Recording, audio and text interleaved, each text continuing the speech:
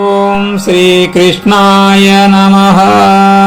భగవద్గీత మొదటి అధ్యాయము అర్జున విషాద యోగము. 5వ శ్లోకము భావము. దుష్టకేతుశ్చేకితానః కాశీరాజస్య వీర్యవాన్ పురజిత్ కుంతిభోజస్య శైబ్యస్య నరపుంగవః. దుష్టకేతువు, చేకితానుడు, బలవంతుడైన కాశీరాజు, పురజిత్తు, కుంతిభోజుడు, పురుషశత్రుడైన సౌభ్యుడు, వాళ్లతో పాటు